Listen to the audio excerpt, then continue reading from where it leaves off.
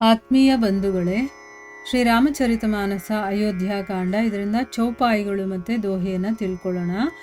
ಪ್ರಭು ಪ್ರಸನ್ನ ಮನ ಸಕುಚ ತಜಿ ಜೋ ಜೇಹಿ ಆಯ Sudev so sir ಧರಿ ಧರಿ ಕರಿಹಿ ಸಬು ಮಿಟಿಹಿ ಅನಟ ಅವರೇಬ್ Bharat बचन सुचि सुनि सुर हर्षे साधु सराहि सुमन सुर बरशे असमंजस बस अवध निवासी प्रमुदित मन तापस बनबासी चुपहि रहे रघुनाथ संकोची प्रभु गति देखी सभा सब सोची जनक दूत तेहि अवसर आये मुनि वशिष्ठ सुनि बेगी बोलाये करी प्रणाम तिन्ह राम निहारे बेशु देखी भये निपट दुखारे दूतन्ह मुनिबर बूझी बाता कहहु विदेह भूप कुशलाता सुनी सकुचाई नाई मही माथा बोले चरबर जोरे हाथा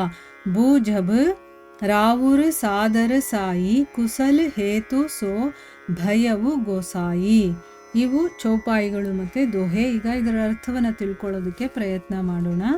ಇಲ್ಲಿ ತುಳಸಿದಾಸರು ಹೇಳ್ತಾರೆ, ಭರತ ರಾಮನಿಗೆ ತನ್ನ ಮನಸ್ಸಿನ ಮಾತನ್ನ ಹೇಳ್ತಾ ಇದ್ದಾನೆ. ಪ್ರಭು, ನಾನು ಅಥವಾ ನನ್ನ ಸೋದರರು ಕಾಡಿಗೆ ಹೋಗ್ಬಿಡ್ತೀವಿ, ನೀವು ಸೀತೆಯ ಜೊತೆ ಅಯೋಧ್ಯೆಗೆ ಹೋಗಿ. ಇಲ್ಲ ಅಂತಂದರೆ ನಾನು ನಿಮ್ಮ ಜೊತೆ ಕಾಡಿಗೆ ಬರ್ತೀನಿ, ಆದರೆ ನಿರ್ಧಾರ ಮಾತ್ರ ನಿಮ್ಮದು. ನೀವೇನು ಹೇಳ್ತಿರೋ ಹಾಗೆ ಕೇಳ್ತೀವಿ. ಹಾಗೆ ಕೇಳೋದ್ರಿಂದ ಎಲ್ಲರಿಗೂ ಕೂಡ ಒಳ್ಳೆಯದೇ ಆಗುತ್ತೆ. ಜಗತ್ ಕಲ್ಯಾಣಕ್ಕೆ ಇರೋದು ಇದೊಂದೇ ಉಪಾಯ ಅಂತ ಹೇಳ್ತಾನೆ. ಪ್ರಭು, ನೀವು ಸಂತೋಷ ಚಿತ್ತರಾಗಿ ಸಂಕೋಚವನ್ನು ಬಿಟ್ಟು ನೀವೇನೇ ಆಜ್ಞೆಯನ್ನು ಕೊಟ್ಟರೂ ಕೂಡ ಅದನ್ನು ಎಲ್ಲರೂ ಕೂಡ ಶಿರಸ ವಹಿಸಿ ಪಾಲಿಸ್ತಾರೆ. ಎಲ್ಲ ಉಪದ್ರವಗಳು, ತೊಡಕುಗಳು ಎಲ್ಲವೂ ಕೂಡ ಪರಿಹಾರವಾಗಬಹುದು ಅಂತಂದ್ಬಿಟ್ಟು ಹೇಳ್ತಾನೆ. ಅಂದರೆ ರಾಮ ಹೇಳ್ದಂಗೆ ಕೇಳೋದ್ರಿಂದ ಎಲ್ಲರಿಗೂ ಕೂಡ ಒಳ್ಳೆಯದಾಗುತ್ತೆ ಅನ್ನೋದು ಅವನ ಮನಸ್ಸಿನ ಭಾವನೆ. ಸೊ ಅವನು ತನ್ನ ಮಾತುಗಳನ್ನೆಲ್ಲ ಹೇಳ್ತಾನೆ. ಭರತನ ಪವಿತ್ರ ವಚನಗಳನ್ನು ಕೇಳಿ ದೇವತೆಗಳು ಸಂತೋಷ ಪಡ್ತಾರೆ. ಈಗ ಅವರು ಖುಷಿ. ಸದ್ಯಕ್ಕೆ ಭರತ ಎಲ್ಲಿ ನೀನು ಬಾ ಅಂತ ಹೇಳ್ಬಿಡ್ತಾನೋ. ರಾಮ ಆಗ ಇಲ್ಲ ಅಂತ ಹೇಳೋಕ್ಕಾಗ್ತಾ ಇರಲಿಲ್ಲ, ಅವನು ಹೋಗ್ತಾ ಇದ್ದ. ಸೊ ಇಲ್ಲಿ ರಾಮ ಹೇಳ್ದಂಗೆ ಕೇಳ್ತೀನಿ ಅಂತ ಹೇಳ್ತಾ ಇದ್ದಾನಲ್ಲ, ರಾಮ ಅಯೋಧ್ಯೆಗೆ ವಾಪಸ್ ಹೋಗೋದಕ್ಕೆ ಅವನಿಗೆ ಇಷ್ಟ ಇಲ್ಲ. ಯಾಕಂದರೆ ತಂದೆ ಮಾತನ್ನು ನಡೆಸ್ಕೊಡ್ಬೇಕಾಗಿತ್ತು.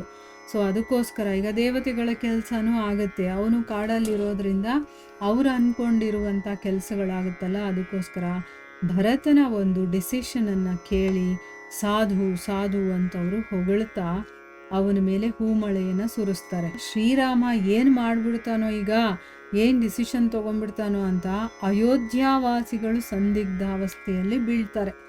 ಈಗ ನೋಡಿ, ಒಬ್ಬೊಬ್ರಿಗೊಂದೊಂದು ಥರ ಯೋಚನೆ. ರಾಮ ಏನು ಮಾಡಿದ್ರೂ ಯಾರಿಗೋ ಒಬ್ಬರಿಗೆ ನೋವಂತೂ ಆಗೇ ಆಗುತ್ತೆ. ರಾಮ ಅಯೋಧ್ಯೆಗೆ ಹೊರಟೋದ್ರೆ ದೇವತೆಗಳಿಗೆ ಬೇಜಾರಾಗುತ್ತೆ. ರಾಮ ಕಾಡಲ್ಲೇ ಇದ್ದರೆ ಅಯೋಧ್ಯಾವಾಸಿಗಳಿಗೆ ಬೇಜಾರಾಗುತ್ತೆ. ಯಾಕೆ ಅಂತಂದರೆ ಭರತ ವಾಪಸ್ ಕರ್ಕೊಂಬರ್ತಾನೆ ಅನ್ನೋ ಒಂದು ಭರವಸೆಯಲ್ಲಿ ಅವನು ಅದೇ ಆಸೆನ ಇಟ್ಕೊಂಡು ಅಲ್ಲಿಗೆ ಬಂದಿರ್ತಾನಲ್ವಾ. ಸೊ ಈಗ ರಾಮ ನಮ್ಮ ಜೊತೆ ಬರ್ತಾನೆ ಅಂತ ಇವರೆಲ್ಲ ಸಂತೋಷವಾಗಿರ್ತಾರೆ.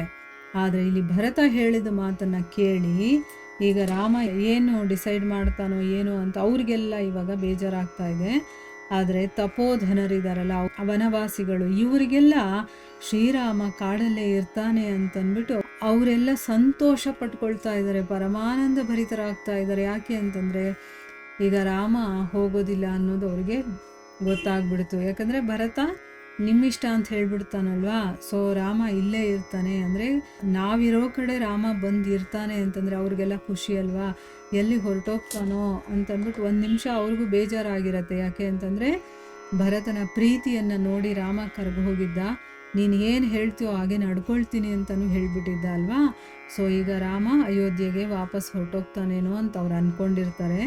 ಆದರೆ ಭರತ ನಿನ್ನಿಚ್ಛೆಯಂತೆ ನಾನು ನಡ್ಕೊಳ್ತೀನಿ ಅಂತಂದಾಗ ಇವರಿಗೆಲ್ಲ ಸಂತೋಷ ಆಗುತ್ತೆ. ಯಾಕಂದರೆ ರಾಮನ ಒಂದು ಮನಸ್ಸಲ್ಲಿ ಏನಿದೆ ಅನ್ನೋದು ಅವರಿಗೆಲ್ಲ ಗೊತ್ತು. ಯಾಕೆ ಅಂತಂದರೆ ತಂದೆಯ ಮಾತನ್ನು ನಡೆಸ್ಕೊಡ್ಬೇಕು ಅನ್ನೋದು ಅವನ ಒಂದು ಇಚ್ಛೆ ಆಗಿರತ್ತಲ್ವಾ, ಸೊ ಅದಕ್ಕೋಸ್ಕರ ಅವರೆಲ್ಲ ಸಂತೋಷ ಪಡ್ತಾರೆ. ಆದರೆ ಸಂಕೋಚ ಸ್ವಭಾವ ಇರುವಂಥ ಶ್ರೀರಾಮ ಸುಮ್ಮನೆ ನಿಂತಿದ್ದಾನೆ. ಒಬ್ಬೊಬ್ಬರು ಒಂದೊಂದು ಥರ ಭಾವನೆಗಳನ್ನು ಇಟ್ಕೊಂಡಿದ್ದಾರೆ. ಒಬ್ಬರಿಗೆ ಬೇಜಾರಾಗ್ತಾ ಇದೆ, ಒಬ್ರಿಗೆ ಸಂತೋಷ ಆಗ್ತಾ ಇದೆ. ಇದನ್ನೆಲ್ಲ ನೋಡಿ ಅವನು ಸುಮ್ಮನೆ ಇರ್ತಾನೆ. ಪ್ರಭುವಿನ ಈ ಮೌನವನ್ನು ನೋಡಿ ಇಡೀ ಸಭೆನೇ ಚಿಂತೆಗೆ ಒಳಗಾಗುತ್ತೆ. ಅಷ್ಟರಲ್ಲಲ್ಲಿಗೆ ಜನಕನ ದೂತರು ಬರ್ತಾರೆ. ಅವರು ಬಂದ ವಾರ್ತೆಯನ್ನು ತಿಳಿದಂಥ ವಸಿಷ್ಠರು ತಕ್ಷಣ ಅವರನ್ನು ಬರೋದಕ್ಕೆ ಹೇಳ್ತಾರೆ. ಅವರು ಬಂದು ಪ್ರಣಾಮಗಳನ್ನು ಮಾಡಿ ಶ್ರೀರಾಮನನ್ನು ನೋಡ್ತಾರೆ. ಅವನು ಹೇಗಿದ್ದಾನೆ ಅಂತ ನೋಡಿದ ತಕ್ಷಣ ಅವರಿಗೆ ಆ ತಾಪಸ ವೇಷ ಅಂದರೆ ತಪಸ್ವಿಗಳು ಹಾಕ್ಕೊಳ್ಳುವಂಥ ವೇಷವನ್ನು ನೋಡಿ ಬಹಳ ನೊಂದುಕೊಳ್ತಾರೆ ಅವರು. ವಸಿಷ್ಠರು ಅವರನ್ನು ಮಾತಾಡಿಸ್ತಾರೆ.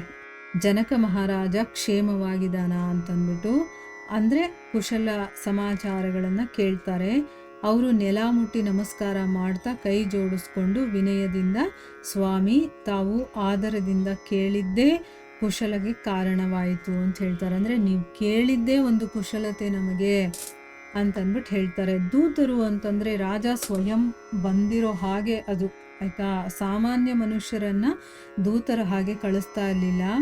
ದೂತರು ಅಂತಂದ್ರೇ ಒಂದು ಒಳ್ಳೆ ಪೊಸಿಷನಲ್ಲಿ ಇರ್ತಾರೆ, ಅಂಥವ್ರನ್ನು ಕಳಿಸೋದು. ಈಗ ನೋಡಿ, ಪಾಂಡವರು ಮತ್ತು ಕೌರವರ ಮಧ್ಯ ದೂತನ ಕೆಲಸವನ್ನು ಶ್ರೀಕೃಷ್ಣ ಮಾಡಿದ್ದ.